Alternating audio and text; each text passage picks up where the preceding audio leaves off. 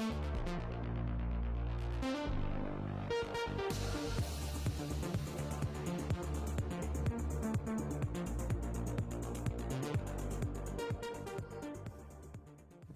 2 2 1. За сайн бацгаана уу хүндэт үзэгчтэй. Тэгэхээр хэдүүлээ өнөөдөр нэгт өдөр болж байгаа учраас яг л нөгөөний хийдгээрээ ревюг өнөөдөр хийцгээ те зах зээл ямар байдалтай байна, түрүүчийн ревюнээс хойш ямар өөрчлөлтүүд орсон байна хэдүүлээ ярилцъя. За тэгээд мэдээж манай арга барилын хэмжээнд түрүүчийн 7 хоногт ямар арилжаа хийж болохоор байсан бэ гэдэг зүйлийг өдөр ярилцъя тийм ээ. За хамгийн түрүүнд ревюгээс өмнө те ревюг хийхээс өмнө хэдүүлээ түрүүчийн 7 хоног хийсэн арилжаануудыг харцгаая. Тэгэхээр яг л миний хэлснээр тийм ээ манай Discord сервер дээр би бол зарлал тавьсан байгаа. Энэ зарлал маань яаж байгаа вэ гэхээр манай Discord сервер дээр арилжааны статистик одоо нээлттэй байгаа шүү та хэд бүгд нь хэрвээ энэ өрөөнөд урд нь хаалттай байсан бол одоо бол энэ өрөөнүүдийг нээхэр шийдсэн. Тэгээд та хэд маань сонирхож байгаа бол манай Discord руу ороод линкүүдийг нь description руу оруулаад тавьчих. Тэгээд та хэд энэ хийж байгаа арилжаануудыг ерөөхдөө сонирхоод хараад явж болно шүү заяа. Энэ бол сигналууд биш гэдэг зүйлийг ойлгоно. Гэхдээ зарим постууд бол бараг сигнал маягаар орж ирж байгаа. Хэрвээ би тухайн үед залхуураагүй юм уу эсвэл тухайн үед яг ингээд скриншот хийгээд пост оруулж амжсан бол тэгвэл яг тухайн үед бол би шууд ороодаг ихэнх арилжаануудыг би бол жоохон delete хийж байгаа шүү. Яагаад тэгэхээр би бол энэ зүйлийг бол сигнал маягаар өгмөргүй байна. Би бол тойдаа сигнал өгдөггүй. Тухайн арилжаанууд маань нэлээд тийм хурдан орж идэг байхгүй. Одоо жишээлбэл ингээд хэдүүлээ энэ одоо энэ сигналыг жишээлбэл харъя л да тий. Одоо энэ левел байсан liquidity level энэ левел руу орж ирэхдээ энэ бар бол оролтын бар. Гэхдээ оролтын бараас гадна биднэрт гаралтын бар хэрэгтэй байхгүй. Тэгэхээр энэ гаралтын бар бүрдсэний дараа дөнгөж энэ хамгийн сүүлийн одоо энэ 5 минут хаагдахын даваан дээр энэ сигнал чи үүсэж байгаа байхгүй. Тэгэхээр би энэ 5 минутын бар яаж хаагдахыг өмнөөс нь хэлж мэдэхгүй байгаа байхгүй. Тэгэхээр яг манай арга барилын сигналуудад бүр ингээд моментумын сигналууд байхгүй. Яг орж ирж байгаа бол тухайд нь шууд орохгүй болохгүй. Яа тэгэхээр талыг нь заавал хаах хэрэгтэй байхгүй. Стоп-лоссоо хэмжээнд. Тэгэхээр моментумын сигналууд орж ирж байгаа учраас би бол масс руу хүмүүс рүү ингэж сигналуудаа бол тасахгүй байгаад байгаа шүү. Яа тэгэхээр та хэд маань хэцүү байдал орно шүү дээ. Би бол ализэний орчихсон, ализэний талыг нь хаажчихсан, ализэний брейк ивент болчихсон, адаглуу болсон байхад та хэд маань хотроод ороод ирэх юм бол аюул хэмжээний стоп-лосс авах байхгүй. Тэгэхээр энэ зүйлүүд маань зүгээр статистикийн хэмжээнд манай арга барил маань яаж ажилтдаг юм бэ? Эцсийн байдлаар хэдэн TP-тэй байна, хэдэн брейк ивенттэй байна, хэдэн стоп-лосстэй байна гэдэг зүйлийг харахын тулд бүх прoof-үүдтэй хамт оруулаад байгаа шүү. Тэгэхээр та хэд маань Discord руу ороод ир. За тэгээд дагацаад тэгээд яваарай. Окей. Тэгэхээр хэдүүлээ харъя. Түрүүчийн 7 хоногт хийсэн арилжаануудыг харах юм бол за хамгийн сүүлд ямар арилжаа хийсэн бэ? За хамгийн сүүлдээ бид нэгт өдөр бол энэ арилжааг хэдүүлээ ярилцаад тийм энэ бол байсан арилжаа. Түүний дараа энэ байна тийм ээ. Golden дээр нэгт өдөр бид нэр түрүүчийн ревю хийж явах үеэр би бол та хэдэд хэлчихсэн би яг одоо лайв арилжаатай байна. Тэгээд энэ лайв арилжаан дээр би стоп лосс зохиулчлаа тийм стоп лосс гэж нөө брейк ивен зохиулчлаа. Арилжаанаас алдагдлахгүй гартан гэсэн үг тийм. Тэгээд цагийн таймфрейм маань цааш нь өргөтгөл хийгээд надад дагаж орох бололцоо өгөх юм бол би дагаж орно гэж ярьж исэн. Яг л ревю дууссаны дараа дагаж орох бололцоо орж ирсэн. Тэгээд хэдүүлээ энэ газрыг харъя те цагийн таймфрейм хаагдсны дараа штэ тухайн энэ блокноос гаралтаа өгсөний дараа энэ зохиолын кластер гаралтаа өгч ногоон кластер тийм ээ. За тэнгүүд энэ сигналыг бол би авсан. За тайдын дэлгэцэн дээр 5 минутын левел байна. 5 минутын левел дээр ингэж 1 минутын дээр бид манипуляшныг авч байгаа. Тухайн энэ сигнал маань надад яг 100% таалагдаагүй жоохон тэмхүү орж ирсэн. Дөрмийнхаа хэмжээнд бол жоохон сөв орж ирсэн. Гэхдээ бол би бол энийг авсан. Яагаад тэгэхээр хитрхи сайн гаралт байна. Одоо энэ блокны гаралт, энэ кластерын одоо ерөнхий байгаа профайлын чанар маш сайн байгаа учраас би бол энэ дээр бол риск бол авсан. Шалтгаан нь юу вэ гэхээр одоо энэ байгаа энэ профайл биш үү те энэ профайл левелийнхаа доор орсон байх хэрэгтэй байсан. Гэхдээ тийм зүйл болоогүй. Энэ левелийг нэг ёсны зооцсон байхгүй юу? Зүгээр л зооцсон. Би бол иймэрхүү төрлийн манипуляшнуудыг авах нэг дуртай биш. Гэхдээ бусад бүх юмнууд нь дэндүү буулш байсан учраас би бол энийг авсан. Талыг мэдээж хаасан. Тэгээ брейк ивен бол талыг нь хааж байгаа гэсэн үг шүү guys. Энчээ орсон стоп лоссоо ийшээ тавьсан. Тэгэхээр яг нэг стоп лоссоо хэмжээнд талыг нь би хаагаад стоп лоссоо хөдөлгөдөггүй би. Цаашаа бол тал позишнийг бол цаашаа барьж авдаг гэсэн үг шүү заяа. Энэ бол манай арга барилын нэг тийм давуу тал бусдаас тийм ээ бид нэр арай баг позишнээр цаашаа энэ арилжааг барьдаг те. Гэхдээ бид нэр шуналтахгүйгээр талаараа барьж байгаа ч гэсэн их одоо стоп лосстой байх арилжаануудыг бид нэр брейк ивнээр авдаг байхгүй. Тэгэхээр манай арга барилын хэмжээнд би бол нэг юм хийх айгуу дуртай. Хамгийн дор аж тайдын бодох хэрэгтэй хамгийн ихний зүйл юу вэ гэхээр мөнгө алдахгүй байхын төлөө бодох хэрэгтэй. Яагаад тэгэхээр мөнгө олохдоо бол олно, угаасаа олно. Анхаарлаа юун дээр тогтоох хэрэгтэй гэхээр алдахгүй байх дээр тогтоох хэрэгтэй байхгүй. Тийм учраас би бол талыг нь заавал хаадаг. Тэгээд стоп лоссоо хөдөлгдөггүй. За тэгээд proof бол энд орж ирж байна. Тухайн арилжааны дөрөвчийн тэр нэг стоп лосс зохиулсан брейк ивен зохиулсан арилжаа бол энэ байна те. Орлоо. Талыг энэ чи хаадаа. За брейк ивен зохиулаа. Түүний дараа дөнгөж саяны оролтон дээр орлоо. Талыг нь хаадаа барьлаа. Тэгээ энэ скриншотыг бол би тухайн үед яг take profit авахаас өмнө бол энэ скриншотыг хийгээд амжсан. Залхуу хүрээгүй энэ зүйлийг бол ингээ хийгээд орсон. Тэгээд ингээ proof нь орж иж байгаа шүү. Окей. Түүний дараа за энэ арилжаа маань ингээ 5700 20 профилд орж ирсэн. Түүний дараа ямар арилжаа орж ирсэн. Энэ бол бас лайв арилжааны скриншот байсан, пост байсан. Goldman дэш орж ирсний дараа 4 цаг маань шилжээ доош орж ирсэн. Хэрвээ та анзаарч байгаа бол би дандаа зүүнтлийнхаа том time framing chart-аас эхэлж байгааг анзаараарай. Энэ бол бас айгүй чухал. Энэ дээр ихлээд өөрчлөлтүүд орох ёстой. Дараа нь энэ дээр өөрчлөлтүүд орох ёстой. Дараа нь жижиг time frame дээр дагаж орох ёстой. Эдгээр чинь харилцаа холбоотой учраас ингэж орж байгаа шүү, тий. 4 цаг маань доошо шилжсэн, цагийн time frame дээр level үүссэн. Level manipulation орох үеэр орсон.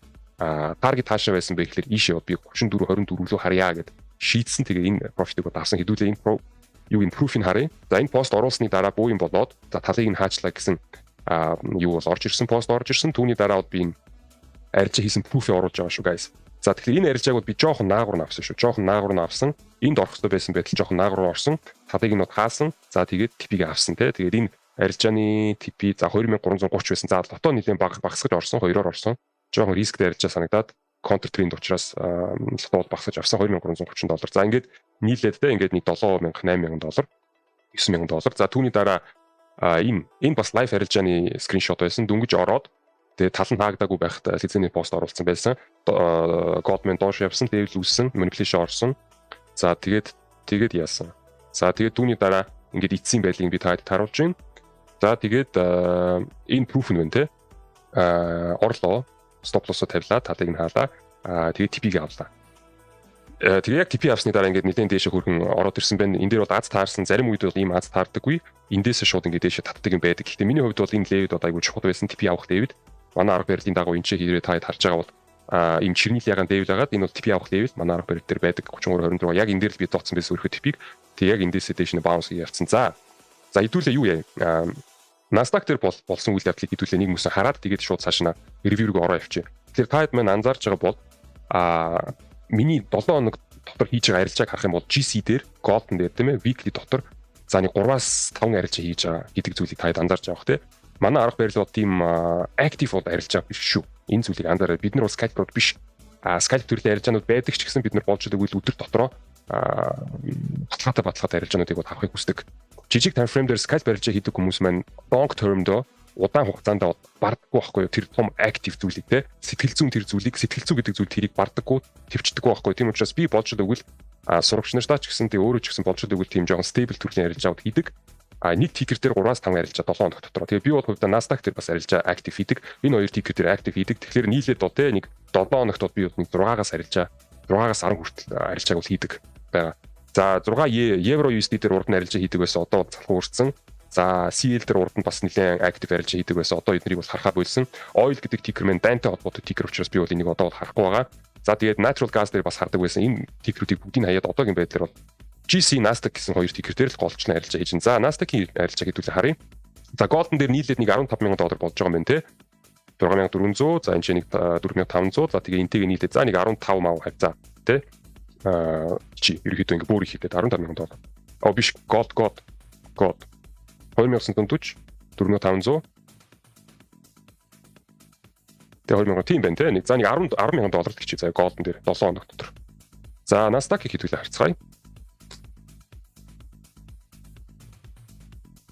Энэ арилжаа хэдүүлээ түрүүчийн ревю дээр ярьсан. Түүний дараа ямар арилжаа орж ирсэн. Энэ байна те. Яг түрүүчийн ревю дээр хэрвээ та санаж байгаа бол Nasdaq дээр хэдүүлээ энэ левелийг яг энэ левелээр орж явах үеэр бид нар яг live review хийж исэн. Тэгээд би тухайн үед бол хэлсэн энэ арилжааг аваад хэрэггүй сигнал байхгүй байгаа шүү гэж ярьсан. Тэгээд тухайн үед бол би бол хэлсэн те энэ левелээс авчвал зүгээрээ энэ левелээс manipulation орвол авбал зүгээр шүү гэж ярьсан. Хэрвээ та анзаарж байгаа бол намайг ревю хийсний дараа Америкийн зах зээл минийш manipulation хийгээд сигналууд орсон. Би бол хувьдаа энэ арилжааг авсан. За proof нод энэ үнэ те. За 4 дотор орлоо стоп лосс тавилаа break even те татыг нь хаалаа байрсараагаад яг TP-г авахын даваан дээр тухайн скриншотыг оруулаад яатсан байгаа шүү. Окей. За ингээд энэ арилжаан дээр ингээд за цаана энэ те. Энэ арилжаан дээр ингээд 6440 юутай. За түүний дараа нэг арилжаа орж ирсэн байна. Энэ дээр миний санаж байгаагаар бол би бол те энэ левелийг доошо брейк хийгэнгүүт жижиг time frame дээр дагаад доошо нөө юм юутай байсан плантай байсан хаа хүртэл вэ гэхээр энэ левел хүртэл плантай байсан. Яваагүй брейк ивэндүүлсэн. За энэ нь оролт нь энэ байна. Талыг нь чи хаасан. Дэше брейк ивэндүүлсэн. За proof нод энэ байна. Орсон, талыг нь хаасан. Тэгээ энэ дээр бол би жоохон хойно орсон баха. Яг энэ дээр орох хэрэгтэй байсан жоохон хосроод орсон. Талыг нэрэж жоохон доор авсан. Гэхдээ эцсийн байдлаар авдаг л үү. За түүний дараа ийм нэг арилжаа орж ирсэн байна. Энэ ч хоёр арилжаа хийсэн. За энэ арилжааг би тайлбарлаад өгье.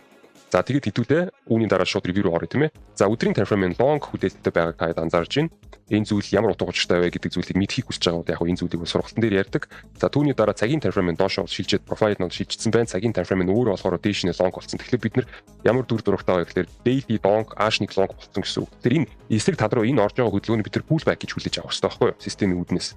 Тэгээд энэ зүйлийг бол бид нар хугална тийм ээ. Тим хүлээлттэйгээр орж байгаа. За тэгэхээр эхний тоочн дээр бол сигнал ороогүй, энэ дээр бол орохгүй. Европын season дээр энэ левел байсан. Орж болохгүй. Яг тэгэхээр сигнал байхгүй. Хоёр дахь дээр нь болохоор сигнал орсон, би бол хувьдаа орсон. Талыг нь хаасан. За тэгээд брик хэмдүүлж доошо зохиулсан. За түүний дараа дахиад нэг левел байгаа. Энэ дээр надаа юу ч таалагдаагүй. Энэ сигнал орж ирээгүй, би бол энийг аваагүй. Түүний дараа цагийн таймфреймүүд мөн дээш хаагдсны дараа би дагаж орох зүйлийг бол хайж явж исэн. Энд олдоогүй юу ч ойлгохтой юм байгаагүй. За түүний дараа энэ цагийн таймфрейм хаагдсны дараа 5 минутын дээр левел орж ирэнгүүт би тэрийг бол авсан байгаа. За хэдүүлээ харъя. Та эдийн дэлгэцэн дээр 5 минутын левелүүд байна.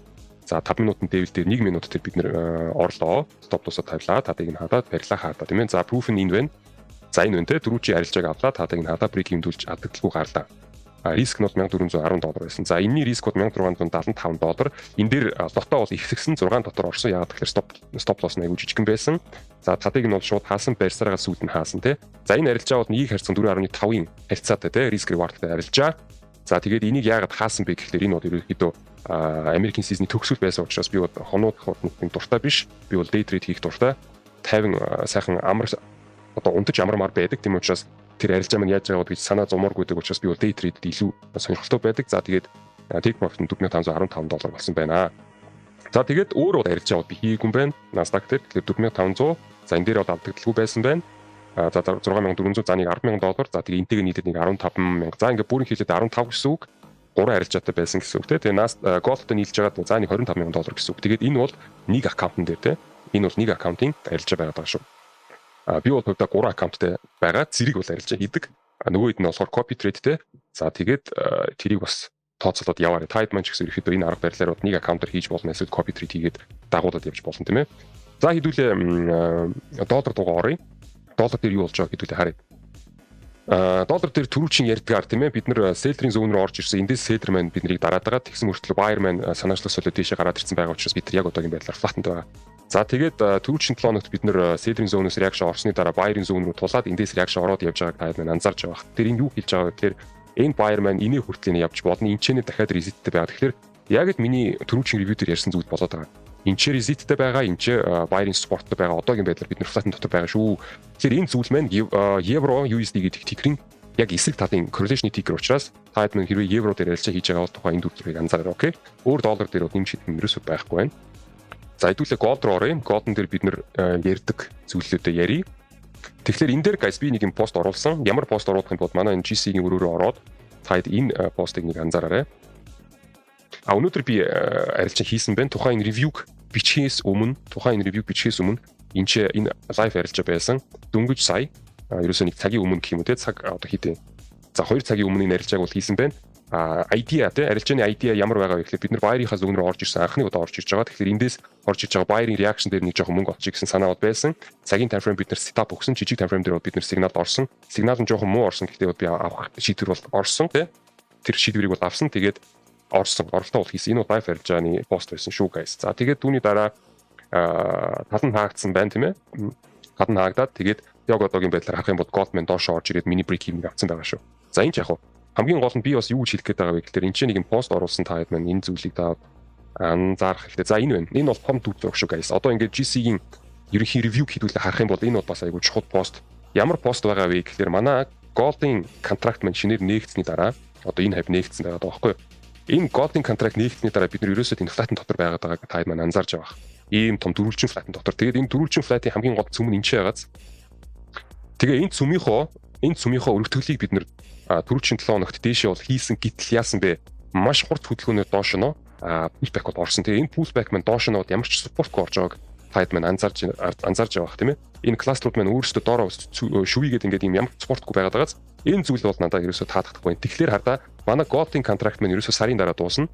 8 сарын 20 хэднээр дуусах байгаа шүү. GC-ийн энэ контракт. Тэгэхээр одоо байгаа энэ сарын дотор магадгүй энэ цүмийнхээ өргөтгөлийг доош нь хийчих болох юм байгаа шүү. Энэ бол бас таамаг байгаа. Яагаад тэгэхээр дээшээ энэ өргөтгөлийг хийчихэд явсангүй шүү дээ. Тэгэхээр эсрэг тал руугаа энэ ерөнхий энэ цүмийнхээ өргөтгөлийг доош нь хийж болох юм байна гэж би өвдө бодож байгаа шүү. Тэгэхээр энэ зүйлийнхаа баталгааг яаж авах вэ гэдэг зүйлийн талаар бол энэ ч бол оролцсон байгаа. Энэ юу гэсэн үг вэ да? H4, H1-ийн таймфреймүүд маань доош нь яг иймэрхүү төрлийн байдлаар манипуляшн хийгээл дөөрлөг хийгээл манипуляшн хийгээл дөөрлөг хийгээд ингээд яваад ах юм бол энэ зүйлийг хинч зогсоож чадахгүй. Яагаад тэгэхээр энэ зүйлийг маркет мейкер өөрөө хийдэг байхгүй юу? Тэр хин ч энийг зогсоож чадахгүй бол энэ чинь ингээд доош нь цөмрөөд орчихно гэсэн үг. Окей, тэгэхээр энэ зүйлийг таад маань анзаараарай. Голдын хэмжээнд бол миний хэлж байгаа зүйл бол тийм л байна. Том таймфреймийн үүднээс тийм ээ. Одоо хамгийн сүүлд хаагдсан одоо энэ 5 өдрийн голдын энэ зүйлийг харах юм бол бас л нэг амар сүртэй stop and action гэсэн юм ерөөсөй байхгүй, барилт мэрд ерөөсөй байхгүй байна. Тэгэхээр би бол доош цөмрөөд орох магадлал айгүй өндөртэй байна гэж бодож байгаа шүү guys. Энэ дэр бол анхааралтай байгаараа энийг яаж мэдэх вэ гэхлээр би бол хэлсэнтэй 4 цагийнхаа таймфреймийг гаргаж ирээд 1 цагийнхаа таймфреймийг гаргаж ирээд manipulation хаашаа явагдаад хаашаа дөрлөг хийгдэт байгаа юм бэ гэдэг зүйлийг л мэдэх хэрэгтэй байгаа байхгүй юу. За голдон дээр өөр нэмж хэлэх юм байхгүй нэгээс одоо ингээд ерөөхдөө таад маань том зургийг бол ойлгосон байгаа. Хэдүүлээд цаашаа хөдлөе. Биткойн руу орох уу? Биткойн руу хэдүүлээ нэг ороод үзье.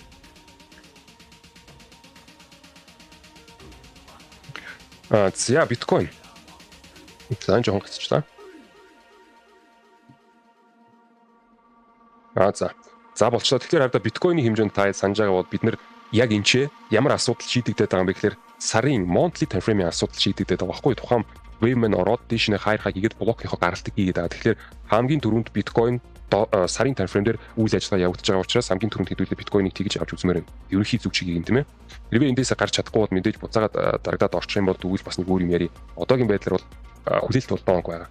За 7 хоногийн time frame дээр хэдүүлээ хүлээлт бол донг байна. За тэгээд сарын time frame дээр хэдүүлээ level үүсчихсэн байгаа. Тэгэхээр миний дөнгөж түрүүчийн ревью дээр ярьсан зүйлийг таад маань санаж байгаа бол биткойны хэмжээнд ямар нэгэн swing төрлийн одоо зүг чигийг яри гэж байгаа бол swing төрлийн гэдэг одоо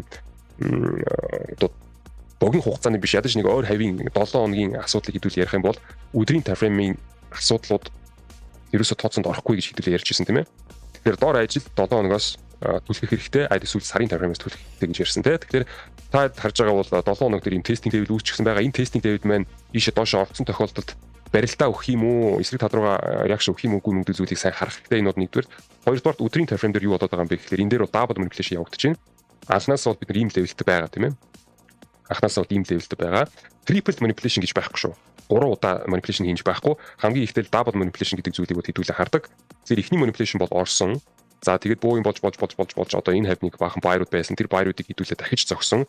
Энэ manipulation бол орсон. Би бол энийг manipulation орсон гэж тооцож байна. Тэгэхдээ double manipulation орж байгаа тохиолдолд хамгийн гол болох зүйл юу вэ гэхээр бидний энчээ байгаа энэ левелүүд юусоо биднийг барих ёсгүй, бид нар шууд брейк хийх ёстой гэсэн хамгийн наад захын тим одоо шаардлага байдаг байхгүй. Тэгээд хэрвээ энэ зүйл маань шаардлага хангах юм бол тэгвэл хэдүүлээ шууд цаашаа явна гэсэн. Хэрвээ бидний энэ левелүүд бариад авах юм бол тэгвэл нэлийн хэцүү байдал орно гэсэн. Тэгэхээр хэдүүлээ энэ байдлыг харах юм бол би бол хамгийн түрүүнд энэ дээр засвар оруулах юм бол wave оруулмаар байна. Ямар үүднээс энэ чи wave оруулаад байгаа юм бэ? Ямар үүднээс wave оруулах ёсгүй юм бэ гэдэг зүйлийг таад маань сурахыг хүсэж байгаа бол манай сургалт бол нээлттэй байгаа. Ер нь бол ингээд блокны side correction орж байгаа гэдэг утгаараа би бол энэ чиг guys юу яаж байгаа шүү. Side correction орж ийн дээрээс нь пуужин орж ийн боён болж байгаа учраас энэ дээр бол заавал wave оруулах хэрэгтэй. За тэгээ эцсийн байдлаар шүү дээ. Энэ бүх замбраагүй энэ үйл явцыг ерөөхдөө нийлүүлээ харах юм бол би бол ингэчмээр л байна. Энэ блокууд ерөөхдөө бол хэрэггүй болчихсон гэж би хармаар байна. Энэ блокуудыг хэдүүлээ ярьсан те day trade арилжаан дээр бол ашиглаж болно гэж ярьжсэн. Одоо бол эдгээр бол ерөөсөө хэрэггүй. Ийм том блокууд ерөөсөө хэрэггүй. Би бол ингэчмээр л байна. Ингэж оруулаад тэгээд энийг ер нь баг ингэчмээр юм байна да. Ингээд за ингээд юм хэцүү блок үүссэн бол энэ бол английн хэмжээнд блокны английн хэмжээнд энэ бол хэцүү блок гэсэн нэртэй блок байгаа. Тэгэхээр энэ дээр point of control-ийн table орж ирнэ. 2-ын table те. За түүний дараа 4-ийн level-үүд орж ирнэ. За энэ дээр 4-ийн level орж ирнэ. 4-ийн level. Энэ бол английн хэмжээнд жоохон яа level. За тийм ч бас адилхан 4-ийн level орж ирнэ. Тэгэхээр double manipulation орж байгаа тохиолдолд энэ level-үүдийг бид нар юу ч байхгүй юм шиг цөмлөх ёстой байхгүй. Тэгээ та хэд одоо хараарай. За энэ level-үүдийг хэдүүлээ цөмлчих юм бол тэгвэл ямар ч тохиолдолд pullback орж марч юу болно уу яана болж л long аваад байгаа. Тэгэхээр хэрвээ энэ чинь бариулчих юм бол тэгвэл бид нар энэ level рүү энэ 7 оны level рүү гарна шүү. За энэ level дээр бид нар дахиад 7 оны time frame-ийн юмыг харна гэсэн. Окей. Тэр энэ дээр ингээд хэлээд дуусгачих. Энэ дэш явж байгаа баярууд надад таадагч байна. Яг иймэрхүү маягаар дэш ингээд явах юм бол окей. Хэрвээ явж чадахгүй бол pullback ороод энэ хавьтаа ямар нэг юм болно шүү, окей. За өөр нэмж хэлэх юм биткойн хэмжээнд байхгүй. Та саяны хэлсэн юмыг анхаарал арилжаанд ашиглаад яваарай. За хэдүүлээ цаашаа хөдлөе. CL гэдэг тикрийг би guys ерөөс хармааргүй байна. Би бол CL-ийг ерөөхдөө бол review дээр оруулдаг тийм ээ, та хэд бол мэдж байгаа. Ихтэй сүүлийн үед би бол ерөөхдөө ерөөсөө CL гэдэг тикрийг авч үзмээргүй санагдаад байна. Яг тэгэхээр нэлээд савтай байна. Тэгээд тогтвортой байдлаас харах юм бол ямар ч нэг тогтвортой юм ерөөсөө байхгүй учраас хэдүүлээ юу ямар байна. Энийг алгасмаар байна. CL дээр цаг алдмааргүй тийм ээ. Яг за CL дээр цаг алдмааргүй байна. Тогтворгүй байгаа юм байна. За хэдүүлээ шууд цаашаа Nasdaq руугаа ороод тэгээд дуусгаад дөө. Өнөөдрийнхөө ревьюг энэ байна тийм ээ. Nasdaq хэмжээнд guys ерөөхдөө long байгаа. Энэ бүх юм чинь long харагдаж байна. 7 өдрийн time frame cycle-д харах юм бол та хэд харж байгаа бол за 7 өнөг хаав. Том time frame cycle шүү дээ. 7 өнөг цэвэр long. Liquidity level-үүд та хэд дэлгэцэн дээр байна. Өдрийн time frame цэвэр long. Гэхдээ энэ дээр нэг асуудал байгаа. Ямар асуудал вэ? Нэгдүгээр gap үүсчихсэн байна.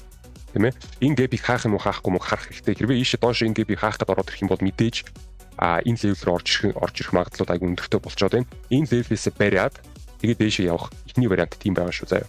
Хэрвээ энэ gap руу ороод ирэх юм бол хоёрдугаар вариант хэрвээ ийшээ орж ирж байгаа бол тэгвэл энэ өдрийн level маань нэлээд ойрхон болчихж байгаа байхгүй. Тэгэхээр магадгүй энэ level-ийг бас давхар аваад энэ бол хоёрдугаар вариант. Тэгээд дээшээ явах вариант байгаа шүү. Энэ бол нэгдүгээр вариант. Окей. За бусдаар 3 дахь вариант нь юу вэ гэхээр одоо энэ байгаа gap-ийг жоохон зоогоод тэгээ шууд явах гэсэн 3 дахь вариант байгаа шүү, окей. Тэгэхээр Nasdaq дээр яг одоогийн байдлаар бол энэ төгс зургийн хэмжээнд бол иймэрхүү зүйл харагдаж байна. За тэгээ эцсийн байдлаар ерөнхий том зургаар бол энэ бүх зүйл ч угаасаа айгүй буулаш байгаа шүү, окей.